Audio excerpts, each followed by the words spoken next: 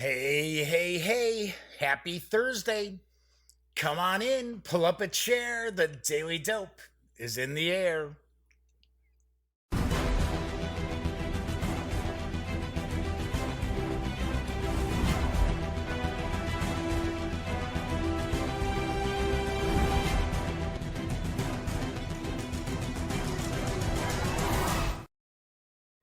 Howdy, howdy, howdy, gang. Yes, I'm Jeff McAleer, back once again as your host here at The Daily Dope, presented by thegaminggang.com.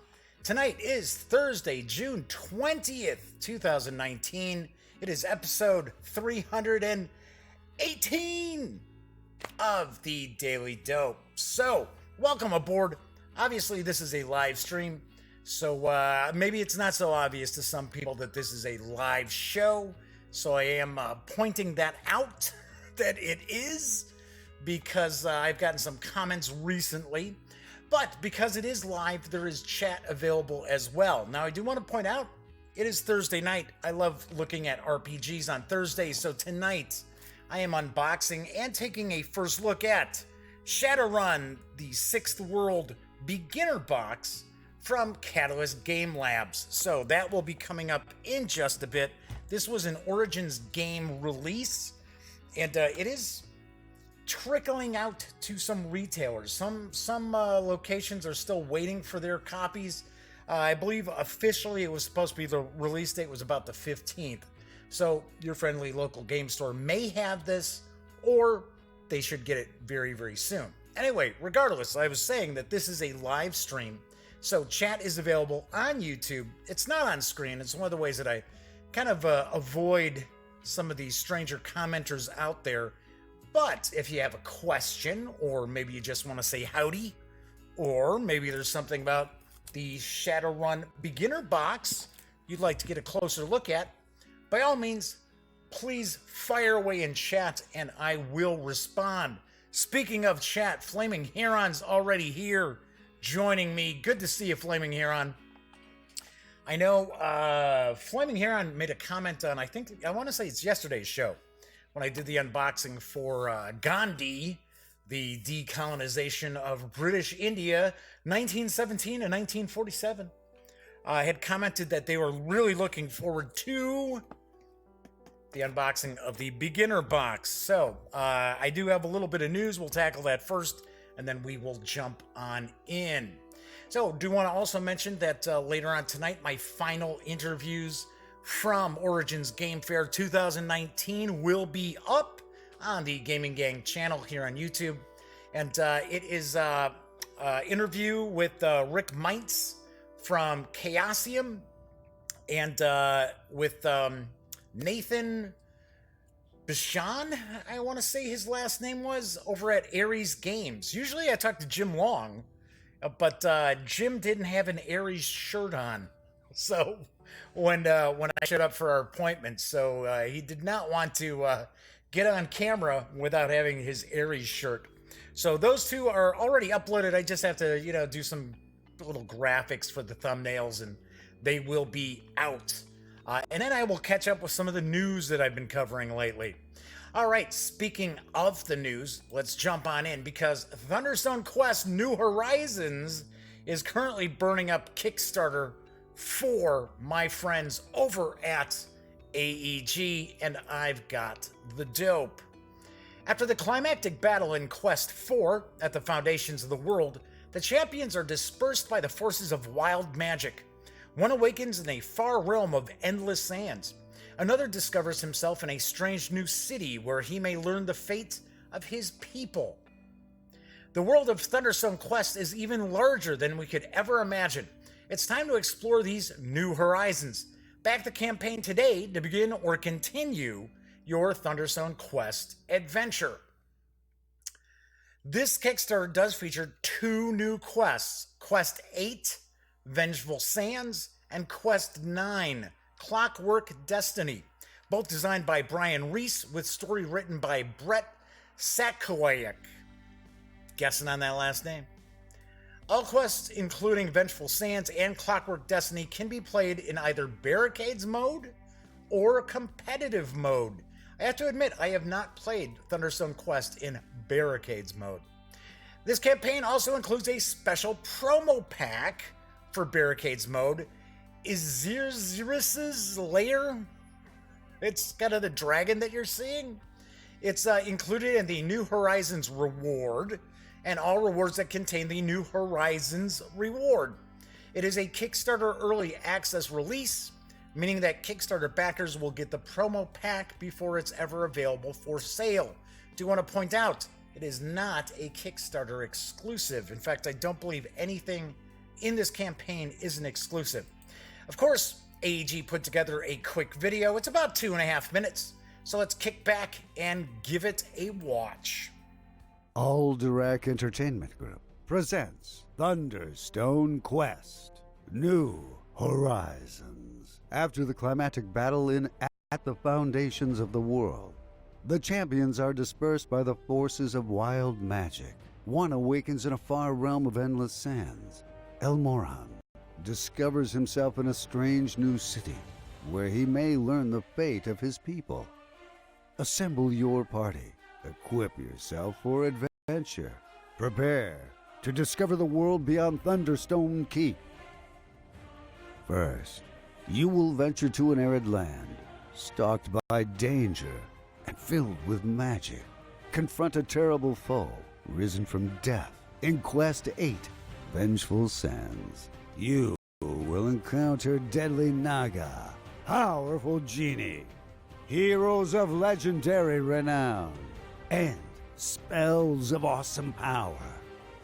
Then you will be transported to a strange city filled with mechanical marvels, which conceal a deadly secret. Keep your wits about you in Quest 9 Clockwork Destiny. Powerful energies will be unleashed. New friends and allies join the fight. Technology melds with magic in a land shrouded in mist and fog. If this is your first adventure with Thunderstone Quest, you can gain all the rewards from previous Kickstarters, complete with all stretch goals and Kickstarter exclusive content.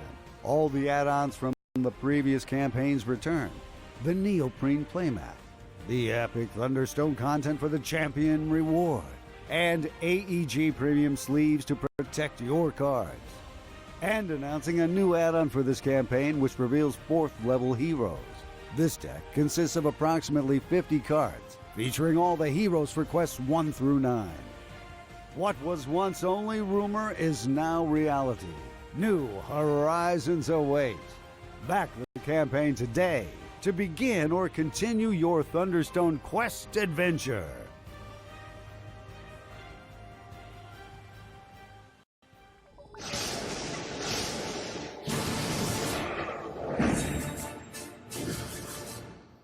We make fun.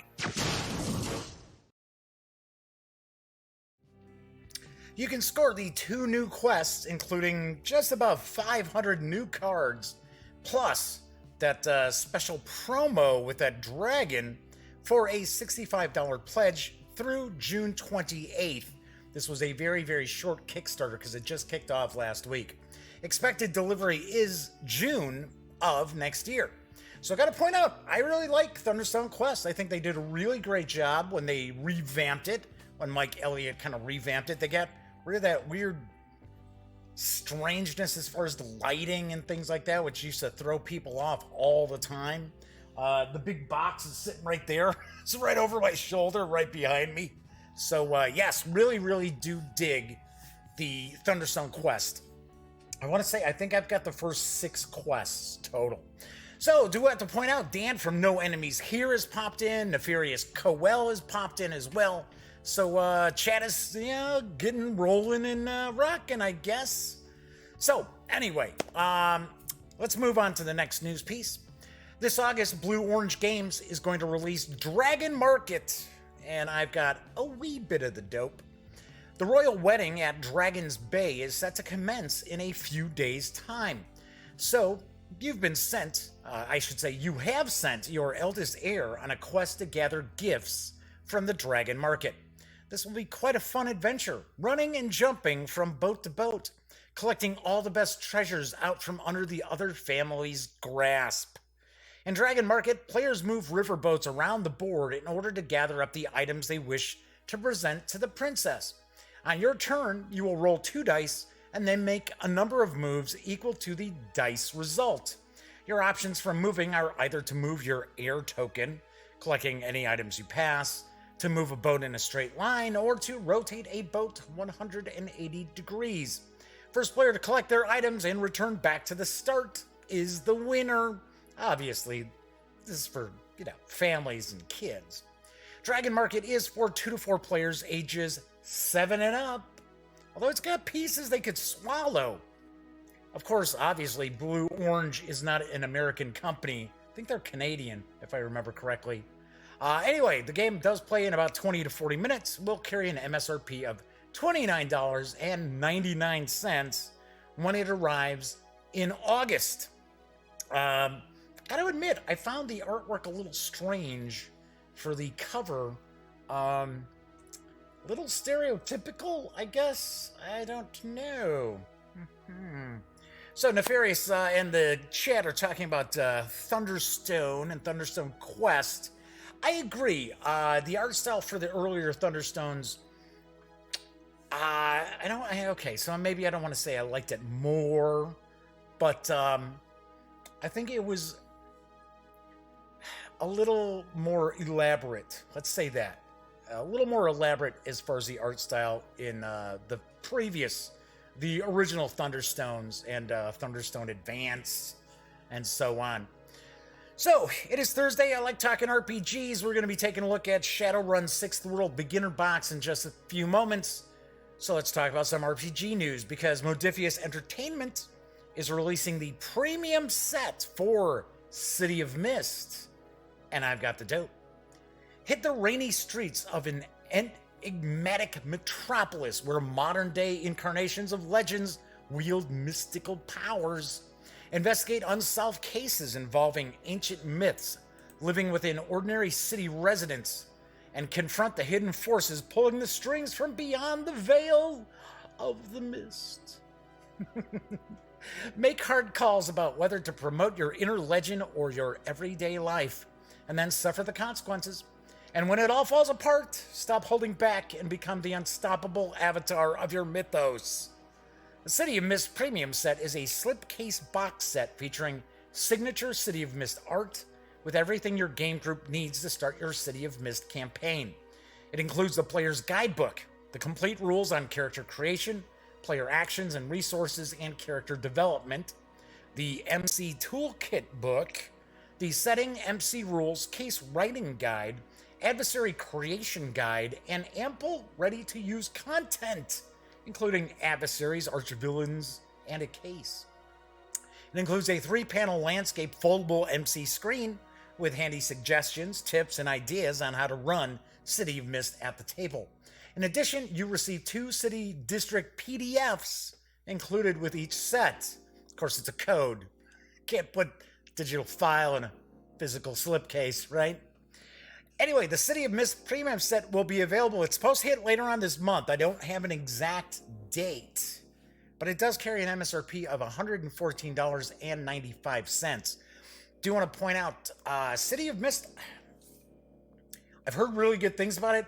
I believe it's a bit of a powered by the apocalypse system. I don't think it's completely powered by the apocalypse, but I think pretty similar. It's supposed to be pretty cool. Do want to point out that my John Carter of Mars slipcase, very, very nice. So Modiphius does some really, really nice hardcovers. So let's see. So Dan at No Enemies Here asks, how many RPGs am I running at the same time? Just one. Just one. That's it. Only one. I like reading through RPG books, but yeah, I haven't run Call of Cthulhu in a while. So we've been playing my kind of bastardized, like old school fantasy game. Okay, so speaking of kind of old school fantasy, my final news piece is about the latest Bundle of Holding, which offers advanced fighting fantasy, and I've got the dope. Adventurer! We've resurrected our March 2017 Advanced Fighting Fantasy Bundle, featuring the Arian Games tabletop role-playing game based on the phenomenally popular fighting fantasy game books by Steve Jackson, the British one, and Ian Livingstone. Originally published in 1989 and presented here in its handsome 2011 second edition, Advanced Fighting Fantasy is a complete RPG set in the classic fighting fantasy world, with a fast and adaptable system ideal for beginners and well-suited to long-term campaigns. This revival accompanies an all-new companion offer, More Fighting Fantasy, which I'm not going to talk about, but it's available. It is yet another bundle of holding, with recent supplements and adventures. In this offering, for just $7.95, you'll get all 4 titles in the Revived Offers Starter Collection with a retail value of $40 as PDFs. There's the Advanced Fighting Fantasy 2nd Edition, Graham Botley's completely rewritten RPG that revises Mark Gassion's original 1989 rules and adds a lot of new material. There's the Hero's Companion, mass battle rules, loads of new magical styles, wilderness creation, organizations, hirelings, and more. The Sorcery Spellbook, the AFF version of the Grimoire from Steve Jackson's 4-book Sorcery gamebook series. And then there's Out of the Pit, the original indispensable monster book with 250 loathsome creatures. But not myself. I am not part of that book. If you pay more than this revival's threshold price of $18.55, you'll level up and also get this offer's entire bonus collection with 5 more titles worth an additional $59. Crown of Kings, the Sorcery Campaign, full-length campaign based on, you guessed it, the Sorcery series. Beyond the Pit, another 250 dangerous and intriguing denizens of Titan. There's Titan, a 128-page sourcebook about the fighting fantasy world. Discover Titan's history, kingdoms, and great powers, and includes the Titan map. Black Sand, the City of Thieves. Port Black Sand is home to rogues and pirates and a destination for the bravest heroes. The sourcebook also adds rules for fire powder, wouldn't it be gunpowder? Fire powder weapons, naval sorcery, and sailing, and includes the Black Sand map, plus the Warlock of Firetop Mountain, a full-length RPG scenario based on the first and most famous fighting fantasy game book. Of course, you still have about 18 days left to save in this offer, so if you got any interest in Advanced Fighting Fantasy, definitely go check out the 2 offers from Bundle of Holding. Okay, so let's see what's going on. So Nefarious mentioned didn't pick up the original City of Mist. Yeah, like I said, I've heard some good things about it, and as Nefarious is pointing out, it's kind of powered by the apocalypse. But a lot of these, like for an example, Blades in the Dark is considered by the author to be powered by the apocalypse, although gamers kind of like, I don't know. I don't consider it, powered by the apocalypse. Myself, I haven't studied it enough to really know. So that's it for the news for today. I do want to point out that, okay, so I got to be very honest. I have been considering making a change in how I do the show, although I'm really up in the air. So, first of all, I get another comment today now over on Board Game Geek, which, as I've mentioned before, is like this cesspool. Regarding the video I did for the the first look at the page through for Acquisitions Incorporated, and the comment was, another one of these snarky gamer types who hangs out at Board Game Geek, who thinks that their shit doesn't stink and they know everything, and one of these kind of things. So it's all like, it was like, by Jove, what a poor video, and that presenter must love the sound of his voice, and he had to wait 34 minutes before they actually even got to see the book, and then we paged through the book and they didn't learn anything about Acquisitions Incorporated. And they were like, just bitching. And I pointed out, okay, first of all, I can't help you if I present information to you and you don't use it, right? I have a T-shirt. I almost wore it tonight, but I don't like wearing T-shirts for the show. And it says, I can explain it to you. I cannot understand it for you. If I have the show notes there and I tell you, hey, this is when the unboxing or the review or whatever starts, and you don't want to watch the other stuff on the show, and you're upset that you watched the rest of the stuff on the show, like the tabletop gaming news or like me talking right now, it's not my fault. It's not my fault. If I give you the timestamp and you decide, well, I'll just, sit here, it's not my fault. It really isn't. It's not my fault that you don't understand what a first look page through means. It's not a review. It's right in the title. Just like I'll have stuff like example, yesterday was like Gandhi unboxing and first look, right? So that's usually box games. I call it an unboxing first look. It's right there, and it says on the Daily Dope number whatever. So I'm basically pointing out to people that's what's on the show, right? That's not all that's on the show. That's what the feature of the show is. So thing is, I don't get enough viewers. I don't. For the amount of work that goes into doing this stuff, I don't have enough of an audience. Now, when I do a GMT game, yeah, a lot of times, eventually I'll get like about 1,500 views on one of those videos once it's been up for, a few months. But a lot of these videos just aren't getting any traction. But when I used to just shoot the videos, right? So if it was just an unboxing video or just a review video, I got way more views. So the fact that I do a live show, I share the news, I kind of chat with folks in chat is really hurting the view numbers. So I don't know. I'm kind of, I see Dan's like, hey, if it ain't broke, Jeff, don't fix it because it ain't broke. I get it. And I'm not letting one person get to me, but this is, I can see it. I take a look. You can look at the Gaming Gang channel. You can see that, I'll do videos for something and, I get like 80 views on it. Now, maybe, sometimes it's the fact that sometimes I get copies of stuff that's been out for a while, but still. So the Furious is like, yeah, it's the internet. There's always posters that criticize and attack you. And yeah, that personally doesn't bother me. I can't fix stupid, right? I can't. I really can't. I can't fix stupid. Like I said, I can explain it to you. I cannot understand it for you. Just like when I do an unboxing video and somebody comments on YouTube and they're like, hey, thanks so much for the review. And it's like, but it's not a review. It's just, we looked at what was in the box, folks. So anyway, but so Dan has about 6 minutes left.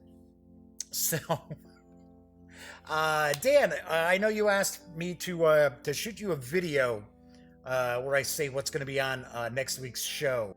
So I will I'll like shoot you an email. I'll put it like on my Google Drive or something. You can download it and use it however you'd like. So Flaming Heron says, yeah, I'm stunned you aren't a large channel as far as YouTube goes. And people just seem to want to get bent out of shape no matter what. Yeah, actually, well, that's how the world is now.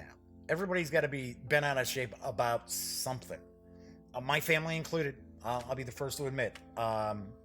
Me, I had one heart attack. I just tried to feel like, yeah, take it easy. I don't get all worked up about stuff. Anywho, so let's talk about what's coming up on the show. And then we're going to jump into Shadowrun. I have tweaked something for next week, and I'll explain why. So on tomorrow's show, I'm looking forward to this because a really good friend of mine and also happens to be a good pal of Dan at No Enemies Here. Boy, I get tired of saying that, but if I just say Dan, people are like, who's he talking to?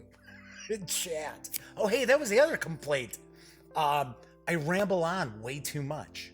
And it's sort of like, you do realize my rambling is actually answering people in chat. Here's another thing I don't get. Somebody might want to explain it to me. If you watch, let's say you watch a Tom Vassell video, right, on the Dice Tower. Does Tom Bassel sit there and say nothing for long stretches of his videos? No. I don't understand why people get upset that I talk so much. It's like, it's a video, it's a live stream. What am I supposed to do? Be like, okay, I'm gonna just take 3 minutes.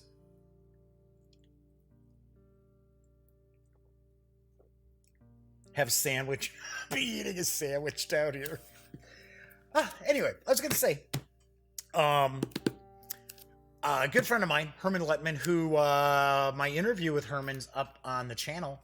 Although I got to admit, I listened to the audio and there was something interfering with the mic because it was this really crazy buzz that ran through it. So I was able to get rid of the buzz, but it made the audio sound a little weird. It doesn't sound really natural. So, but another good interview with Herman. So anyway, Dan, who's Dan? You know, is he going to WBC? Nefarious is curious. You know, I don't know. I wonder if I'm going to WBC. But our friend Herman Lutman checked out a demo for Sorcerer from White Wizard Games. I did an interview with Rob Doherty, which is also up on the channel. We did chat about it, but we're going to get a first look at this tomorrow. I'm going to unbox this on tomorrow's show. So looking forward to that because it did look pretty cool laid out as far as the demo. Over the weekend, I am going to shoot some standalone videos because if I just do unboxing videos for all the stuff that I've got from Origins, plus other things that have been sent to me for review, I'm not going to get a review out there for a long time. So what I decided I'm going to do is I'm going to do some smaller games. Like I'm going to do an unboxing for Bushido and its expansion over the weekend. So that'll just be a standalone video. I'm going to reshoot the opening for the videos too. Clean them up a little bit. There's something I wanted to kind of check out. That's a thick box. It is a thick box. You know what? As I pick it up, it's got some good heft too. So we're going to get a good close look at this, but you can see there's cards, there's boards, there's dice. There's lots of stuff going on. So anyway, over the weekend, I'm going to do Bushido. I got a bunch of stuff from Japanime Games. So we're going to look at Kamigami Battles, which the artwork's a little bit risque. A little bit. So, but this is supposed to be a pretty good game. So I'm going to do an unboxing of that. And I'm also going to do an unboxing of the Call of Cthulhu starter set, which I know I had mentioned I was going to do that on next Thursday's show. But I am chomping at the bit to jump into this and take a look because I flipped through a couple of pages on some B-roll when I was doing an interview with Rick Meintz, who's the president of Chaosium.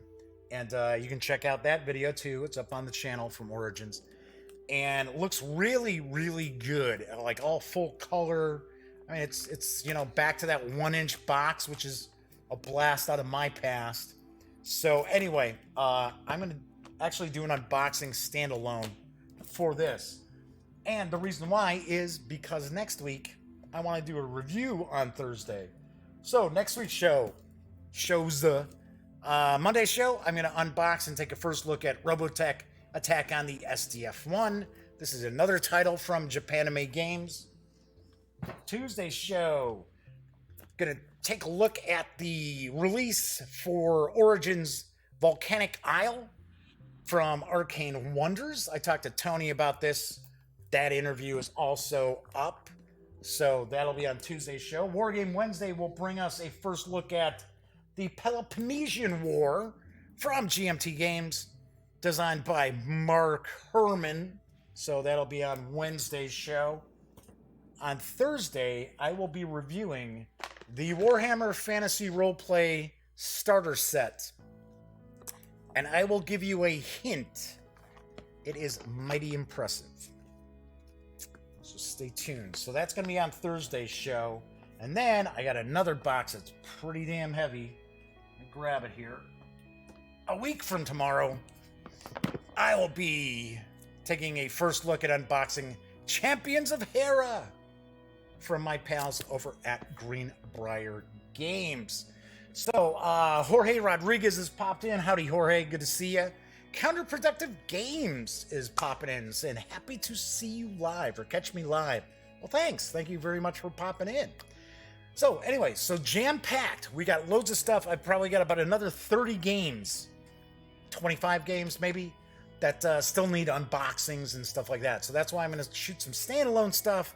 Otherwise, I'll be like going to Gen Con and having not done a review for months.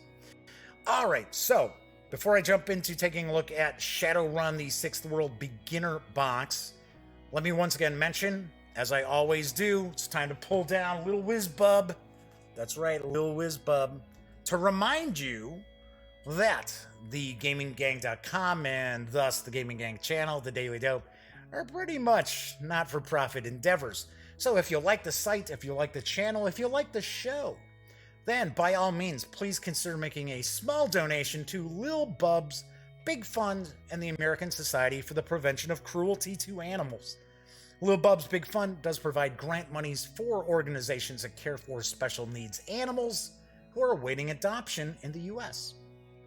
These animals might be a little bit older, they might require medications, they might have mobility issues, or maybe more serious problems like blindness or deafness, or even feline HIV. But regardless, these animals still deserve to find loving homes. So, as I mentioned, please consider making a small donation. If you throw a couple of bucks their way, it's sweet. And of course, if you do, by all means, shoot me an email to jeffmclear@thegaminggang.com. And if you would like me to, I will be more than happy to give you a shout out on the following show. But also, if you ever have a question or anything like that, you can email me at jeffmclear@thegaminggang.com. It's okay, because if you turn out to be a nut, I can always blacklist your email address. It's no big deal.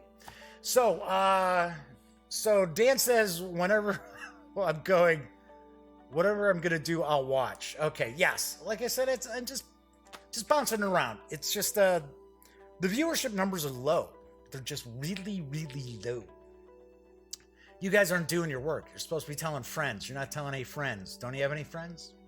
So Nefarious says, glad they're finally streamlining the Shadowrun RPG instead of junking it up like they've done in previous years. That was one of the things that actually okay.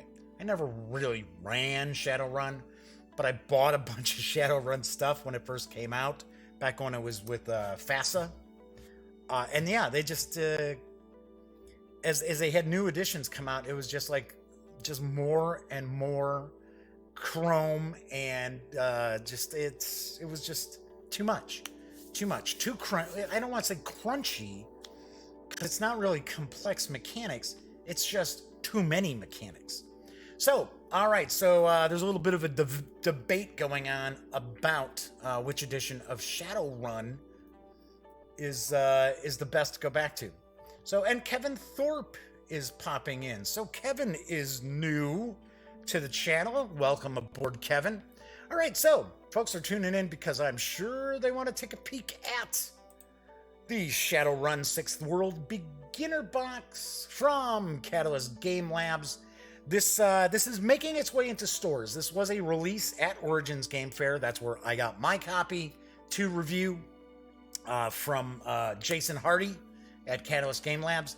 Once again, another interview that I did, that if you want to check that out, it's up on the channel as well. It does carry an MSRP of $24.99. Do have to point out, I have seen it online through some online retailers for as low as like $17.50. I mean, that's practically giving it away, right? All right, so let's switch on over to the other camera. I'm going to put on my reading specs and grab a quick sip here. I'm with Kevin. I have not played Shadowrun. I did play it a little bit. I just didn't run it since the first edition. But I did see some of the other editions over the years, and then of course I've heard from gamers, of course, of all stripes, talking about the various different editions. So This is amazingly enough, there's been more editions of Shadowrun than there have been Dungeons and Dragons. That's pretty wild. And Nefarious says they can deal with RPG crunch, no biggie. When the wordy bloat gets out of hand and the rulebook turns really messy with sidebars all over the place, as in 5e, it wears me down. And Kevin Thorpe must be over in the UK, wondering when it'll be available there. I can't tell you. I do not know. Obviously enough, you can order it from an online retailer or Amazon, but as far as game stores there, I'm not sure. All depends. I mean, it's really strange, especially like for American companies when things arrive in other countries. So some companies are very quick, others not so fast. Okay, so the core book comes out in August. Yes, Nefarious, it's a Gen Con release. So, and of course it'll follow into stores after that. So taking a look here, shadows darken and deepen. They're cast by the enormous world-striding megacorporations that grasp for power and strangle humanity in their clutches. By 2080, most of the planet has given in, bowing and scraping before their corporate overlords. Isn't that going on now? Selling their souls to the almighty Nuyen. The corpse, I should say, gotta make a trillion no matter who dies. But in the darkest depths, defiance flickers. Spikes, mohawks, and tattoos flash, while blades and appetites sharpen. The ignored and the marginalized refuse to be ground down, and their reactions set their destiny. They may seek to repair the world's injustices or build wealth to keep themselves safe, or just strike a match and watch the world burn. Regardless of the chosen path, they stand up and survive. They're called Shadowrunners, and they risk everything. Wrestling magical energies, channeling them into power, pitting their minds against the electronic void of the Matrix, trading flesh and blood for chrome and steel to become more than human. Will you stand up, join them, and dare to risk it all? Ho, ho, ho. So, let's crack this on open. I thought it was funny that they actually packaged the box top upside down. And they actually put everything in upside down. See? I just thought, of course, it's not a Billy Ripken with baseball card with FU on the bottom of his bat, but I did find that kind of unusual. I don't think I've seen a game where the box was on upside down accidentally. So let's swing that around. We're going to take a look, see what we've got here. One thing I will point out, I am not extremely well versed in Shadowrun, since it has been a long, long time since I really delved into it. A lot of people consider it kind of like cyberpunk. I look at it more like fantasy punk, because you've got elves and dwarves and dragons and things like that. I do believe, and I might be wrong, I'm sure somebody in chat can correct me, I do believe that the setting has gotten like darker, a little more grim than it originally was when the game first released way back in, was it 89, 87, 89, something like that. So Nefarious says cyber fantasy punk. Yeah, I just call it fantasy punk. So what do we got here? Coming soon. This is the core book. So it's an advertisement from the core book. This just looks kind of weird. This little logo down here with the triple X. Kind of like, okay. It's like, to me, it looks like a neon sign for like a strip club. I don't know. Or an adult bookstore. It's like, okay. All right, this is where it all starts. Read this first. So you're going to read this first. It says, get to know the six-sided dice. All right, get to know your six-sided dice. There are 6 sides to them. So here we go. So that's, we got a little intro sheet here. As you can see from the glare, this has a coating to it. It's not just regular paper stock. This is closer to paper stock, but still a bit of a finish. There's an instant guide to the Sixth World. So I had mentioned to Jason Hardy when I was doing my interview that there are a lot of starter sets that are out there now. Warhammer, obviously enough. We've got the D&D, we got Pathfinder. We'll have a second edition Pathfinder, I'm sure, soon enough. We've got Call of Cthulhu. So I pointed out, I said, yeah, their work is cut out for them. So he said, yeah, he said they're really proud of what they did. So we're going to take a look. So Nefarious says the setting's been about as grim as it always was. So hopefully, they said, don't know about the 6th edition. Hopefully they didn't go soft. I doubt that. I don't think so. Okay, so we got, this is a bit of an introduction to the 6th world.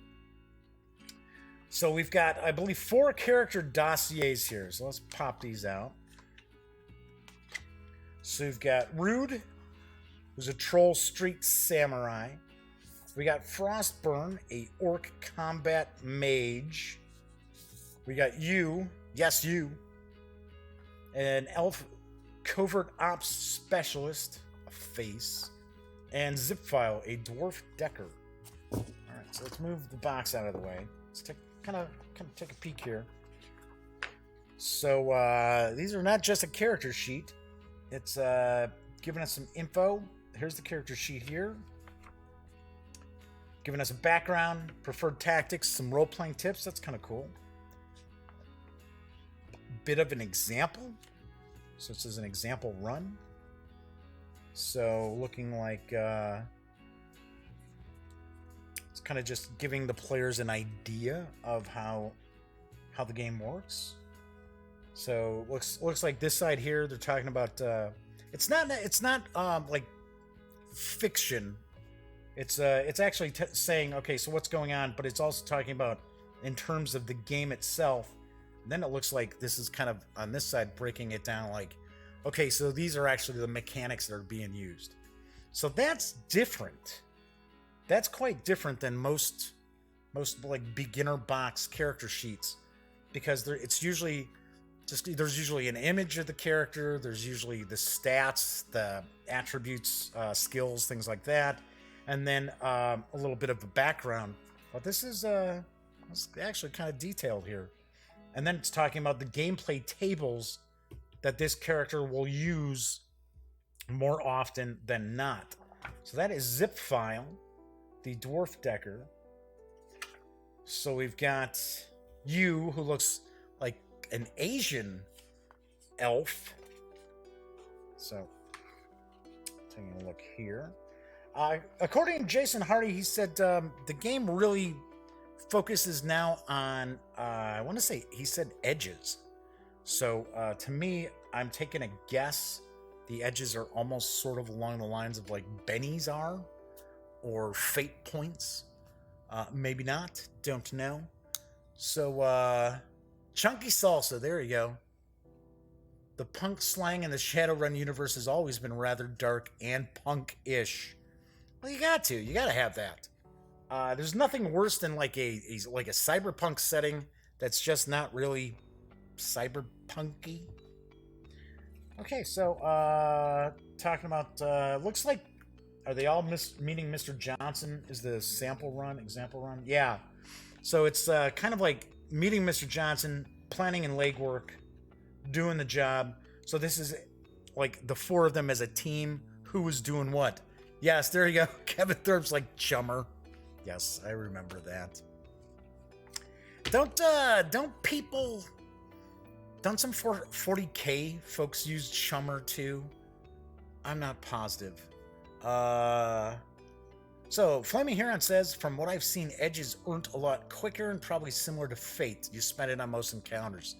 Yeah, that's like I said, having not read this, and please don't hold it against me, because this is an unboxing and a first look.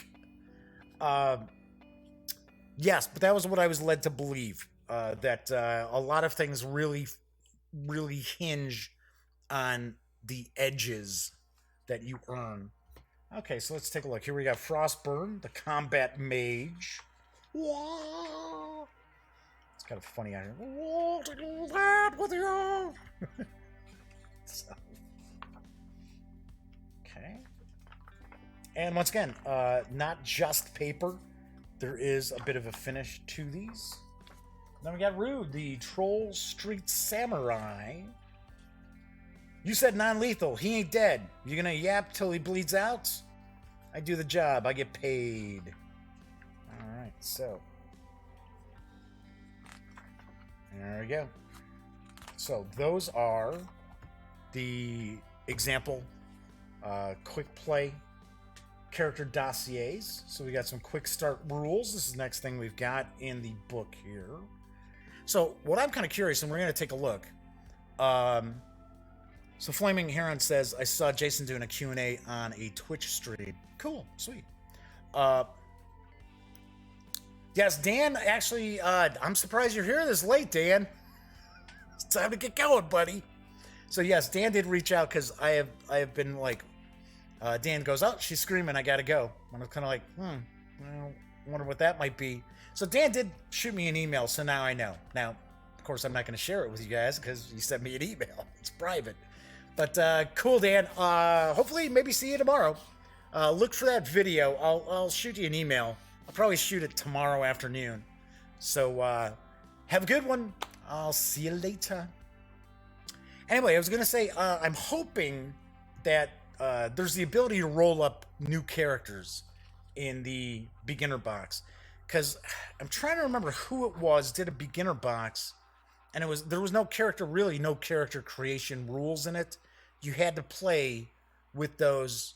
Dan has a hostage. No, Dan does not have a hostage, Nefarious. I was going to say that it didn't have any rules for creating a character. I was kind of like, okay, but maybe what if your players don't want to play these pre-gens? All right, so we got quick start rules. Let's take a quick peek through. So, interesting art style, I have to say. It's on the verge of Vampire the Masquerade art style. So, not a lot of art. Not a ton of art. But kind of just really getting into the meat and potatoes here. So here we've got using edge. Says, rules for using edge are as follows. Only one expenditure of edge can be used per action.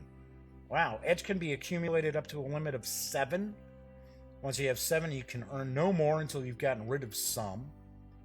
Edge accumulated over your base rank goes away when you complete any ongoing confrontation, which includes combat, hacking, social persuasion, and really any scenario where bonus edge might be accumulated. Wow, that's no joke. So I guess it's really all about gaining and using edge. So we got some weapon characteristics info. That's interesting. I wouldn't expect that in kind of quick start rules. Healing damage and death. Talking about the Matrix. Jacking in. All right. Rigging, of course, that's for the deckers for jacking into the Matrix. So, little unevenness with the artwork, I have to say. Kind of really different styles. Not bad. I mean, not horrible, but just a little different. So then we got Game Master reference tables. And that's throughout the rest of this. And then it's got some reference tables regarding the pre-gens. So that the Game Master has all this information right at their fingertips. So that is the quick start rules. And then we got a Battle Royale adventure. So, I should point out, spoiler alert, not that we're going to read through this or anything, but it is possible that there might be some images in here. So if you are a gamer who's hoping that your Game Master is going to run this, see you tomorrow, maybe? I don't know. Nefarious says Cyberpunk's getting popular again. Both this and new Cyberpunk Red are coming out this year. I know, because I was talking about that. I don't think Cyberpunk's as popular as people think it is. Here's how I look at. You want to find out what the popularity is of systems? Go take a look at the numbers for either Fantasy Grounds or Roll D20, and that gives you an idea. And yes, I know a lot of people, they play through Skype and things like that. They're not necessarily using these platforms, but I mean, you know, I think Shadowrun actually does show up. Shadowrun does show up as a percentage, but it's really small. But as far as Cyberpunk Red, I don't know. I have a review for Castle Falkenstein from Sammy that will go up in the next couple of days. Hopefully, our Telsorian Games will be happier with us, because she did not like the Cyberpunk book, mainly because of the artwork was really turned her off towards it, because it's like every female character in the book is sexualized and stuff like that. So Nefarious says, yeah, it'll always be 90% D&D or D&D derivatives. I think, honestly, the second biggest, or I shouldn't say second, third biggest is, I think Call of Cthulhu does pretty well on those platforms. All right, so we got prepping for a game, running the game, scene 1. So this is another like modern role-playing game that's probably going to be based a lot on scenes. Scene 2, eyes on the prize. So kind of cool. Looking at this, it's like scan this. Okay, so this is kind of giving you a synopsis. This is what it looks like, giving you a synopsis of what's going on. Tell to him straight. Oh, we got some read alouds, some wall of text read alouds. No. This is kind of interesting. Player indecision and inaction. Oh, gosh, I hate that. I hate when that happens. Wouldn't be punk without some mohawked half-naked chick with guns in it, says Nefarious. No, I'm not arguing with you. I'm just saying, when you have women out there who aren't real keen to play your game because of the artwork, maybe you should address that. I mean, come on. So anyway, moving right along. Give every PC something to do. Yes, that's important in games. Drawing players out. I have run games with quieter players and that. And what I used to do is I used to love to like shine the spotlight on them for a period of time in a game session and draw them out. So we've got a cast of characters. So we've got the stat blocks for the NPCs. The setting. Got a map here for the Tacoma Docks. Of course, the main setting for Shadowrun is Seattle. So I want to guess that I would think Catalyst Game Labs might be in the Seattle area. I bet you FASA used to be. It's just like, strangely enough, both Wizards of the Coast and Paizo are both in the same suburb of Seattle. They're both in Redmond, Washington, which I had actually been to quite a bit when I was traveling all around the country. Yeah, these are places I remember. Tacoma, Everett, Auburn, Snohomish. But there you go. There's Redmond right there. Okay, so we got downtown locations. All right, and that is the Battle Royale adventure. It looks pretty short. Looks like this might be something you're going to knock out in a game session, because it looks like there's a grand total of like 3 scenes to it. Unlike Lost Mines of Fendelver, I think that's how it was kind of pronounced. That had a lot of gaming content to it.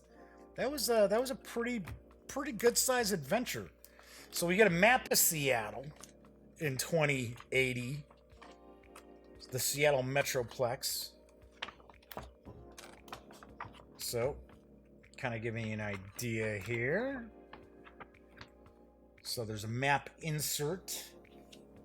So this is showing the area around Seattle. There's Bellevue. I actually dropped off some RVs in Bellevue. That's where I used to go a lot. Good old SeaTac Airport. I used to fly out of there all the time. So we got some maps. This looks like this is the map for that adventure, and it is. It's that warehouse. Oh, it's Tacoma Docks. Oh, yeah, it is a warehouse, though. That's what I thought it was. That was a warehouse. Then we've got a shack, stuffer shack. And, of course, this is made of the material where you can write on it. just like the flip mats and stuff that Paizo does. So you can erase it. That's cool. So we got a big map there. Then we got a bunch of dice. We got a bunch of 6-sided dice that all have their custom cut. Let's zoom on in, take a peek at these, and then we're going to take a look at some cards. We got a deck of cards. I think these are like NPC and equipment cards. So we'll take a look at those. So we got 6. 5s and 6s have the little Shadowrun kind of like serpent on it. Nefarious Coel says the map needs gang territories listed. So, cool. Uh-oh, there's the one. Wah, wah, wah. Failure. So we've got, cool. We got 12 6-sided dice, all with his, like, black-purple. Kind of the colors of Shadowrun. A little blue. No blue thrown in. So, yeah, nice maps. The better to find cheap soy calf with. I prefer Soylent Green. Nice snack of Soylent Green.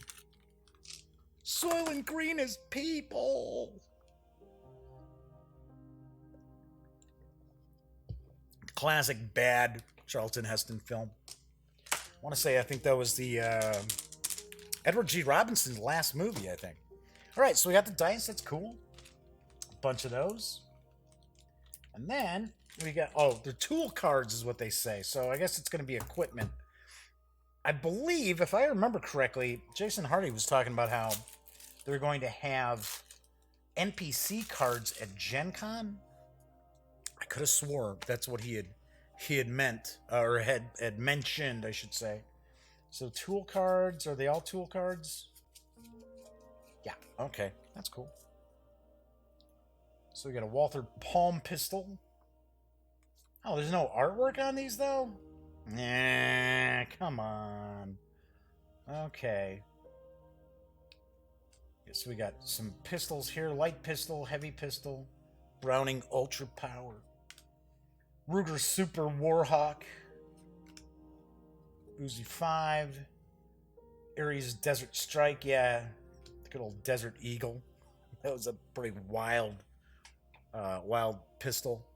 Revolver, I should say. So Fleming Huron says, yes, kind of surprising how many dice are in there. Yeah, a dozen dice. Yeah, they could have just thrown you like 4 6-sided dice and been like, yeah, there you go. You can buy the rest. So we got shotgun, taser. Okay, so now we got some melee weapons. We got blades. We got clubs. Bike chain. Armor. So armor jacket, armor vest. Lined coat. Sony Emperor. Gives you a little bit of flavored text about it. So it looks like these might, comlinks. Yeah, I always point out I'm not super big on cards in my RPGs, and I know Wizards of the Coast went real big on that. I want to say it was like 4th edition. Hey, Viper Dave's popped in. Good to see you, Viper Dave. It's just, I don't know. But then again, I'm also one of these people where I'm not super keen on using miniatures in role-playing games. So, it's just my thing. So I'm more theater of the mind, where I'm not real big on having something distracting the players. Yeah, Nefarious, I agree. It's like no artwork on the cards. I'm very surprised by this. I mean, it's just stat blocks. So, and it looks like, some of the vehicles, got some combat drones, like a program, decryption. I mean, do we really need a card for this? Kind of odd. But, it looks like Catalyst is kind of laying the groundwork for, okay, well, we've got these cards. So it's going to be like, you can buy these cards. So I'm sure they'll have decks of different cards come out from time to time that you can purchase. But it seems like there's cards for everything. There's cards for equipment, vehicles, programs, spells. Various different spells. It's like that's finishing up with spells here. Here we go. Here's some NPC cards. I thought you had mentioned NPC cards. So these are the NPCs from the starter adventure.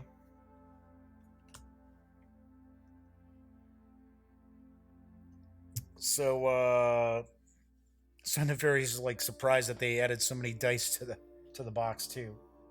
All right, so these are all the different NPCs for the adventure. So we got this deck of cards, which, like I said, I don't really use cards in my role-playing games, but I could see if you've got all this information about various different weapons and vehicles and things like that, as opposed to 2-3 things that you can jot down on your character sheet. Okay, so I could kind of see having the cards. All right, let me zoom back out. We're going to put everything back into the box. So we've got the deck of cards. Whoops, as that goes flying with. We've got a dozen 6-sided custom dice with the 5s and 6s showing the Shadowrun symbol. We've got the 2-sided map of Seattle plus the locations in the starter adventure. We've got the Battle Royale adventure, the quick start rules, the 4 pre-generated character dossiers, which were pretty cool. I like those. It's going into a lot more detail than I'm used to seeing with pre-gen character sheets. We've got the instant guide to the 6th world and a bit of an advertisement for the core book, which is coming in August, as well as kind of a, hey, read this first. And that's what we find when we take everything from the Shadowrun 6th World beginner box outside the box. All right, so as I had mentioned, this is available right now in some stores. It did come out at Origins Game Fair. I believe it is trickling into friendly local game stores. It looked as if it's still a pre-order with some of the online retailers out there. So I gotta say, for $25, looks like there's quite a bit in there. There's quite a bit. I probably would have wanted, just from taking a look at it, I'm not reviewing it just by peeking at it out of the box. I would personally, just me, have traded that deck of cards for a bigger, longer looking adventure. So that's kind of where I'm coming from. But of course, I will have a review of this in the very near future. Tell you what I think. I'll tell you one thing I can right off the bat looking through it. It's not tons of fluff. That rule book really got to the point. It was like, okay, this is what's going on here. It wasn't a bunch of, what's a role-playing game? Let's waste 3 pages telling you what a role-playing game is. But yes, so Nefarious was actually asking, yes, it's $24.99 is the MSRP. I have seen it for like $17.49 online. So of course, once you pay for shipping and that, yeah, pretty close in price. All right, so that's it for tonight's show. On tomorrow's show, oh, I told you this box is kind of heavy, and I've got it off to the side. Tomorrow night, I will be taking a first look and unboxing Sorcerer from White Wizard Games. Let's take a peek at that back once again. This looks pretty impressive. I'm telling you, it's pretty impressive. And my buddy Herman Lettman, the game designer, played the demo, and he really enjoyed it. He and his friend Colby, who I got to meet at Origins as well. All right, so as I like to say, when you're not watching videos on the Gaming Gang channel, please feel free to swing over to thegaminggang.com for all the latest in gaming news, reviews, comics, movies, TV. By now you know the drill. Get your geek on at thegaminggang.com. If you like the video, please give it a thumbs up. Surprisingly enough, somebody watched live last night and gave it a thumbs down. That usually doesn't happen. It's like, why did you watch the show then? Why did you keep watching it? Anywho, if you like the video, give it a thumbs up. If you check out some of the videos on the Gaming Gang channel, please subscribe. And of course, don't forget to ring that little bell, because it will not only tell you when a new video goes up on the channel, i.e. my Origins Game Fair interviews, but it will also tell you when the show goes live within about 5 minutes or so. And of course, tell a friend. Tell a friend about the website. Tell a friend about the channel. Tell a friend about the show. All right, everybody, enjoy the rest of your Thursday nights. Keep an eye peeled. I will have my Chaosium and my Ares Games interviews popping up after this show renders and that tonight. So if you're interested, the Chaosium interview is really good. I really enjoyed it. Get to see a bunch of CSC stuff. Anyway, enjoy the rest of your Thursday nights. I will be back tomorrow. Everybody in chat, thank you so much for popping in live, keeping me company. If you watched live and didn't get involved in chat, why not? I don't bite. We're pretty friendly. And of course, if you're watching after the fact, I love you too. Thank you very much for watching, and see you tomorrow.